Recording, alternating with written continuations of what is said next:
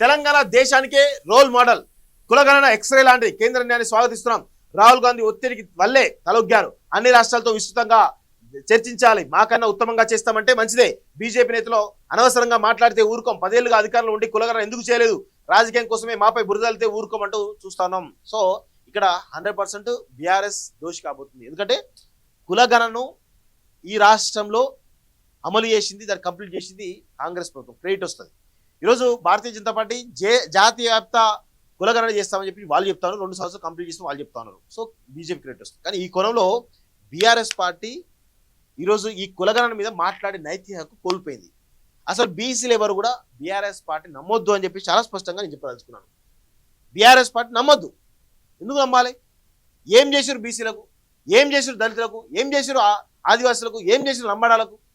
వాళ్ళు చేసింది ఏంది? ఏమి చేయలేదు.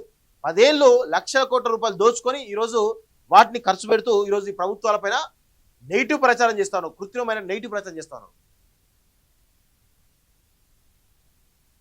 పాకిస్తాన్ బరి తెగింపు, సరిహద్దుల్లో కవింపు చర్యలు, పదే కాల్పుల విరమణ ఒప్పందం ఉల్లంఘన, సమర్థవంతంగా తిప్పికొడుతున్న బలగాలు.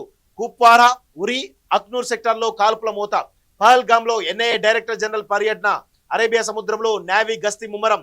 అమెరికా శాంతి సందేశం. తీవ్ర ఉద్రిక్త వేళ అమెరికా నుంచి ఫోన్. జయశంకర్తో మాట్లాడిన యుఎస్ విదేశాంగ మంత్రి.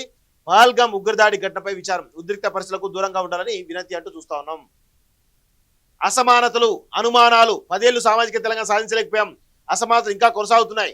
రంగారెడ్డి, వికారాబాద్ జిల్లాలోనే తలసరి ఆదాయంలో వ్యత్యాసం. భూమి లేని కార్మికులకు ఏం చేయడం లేదు.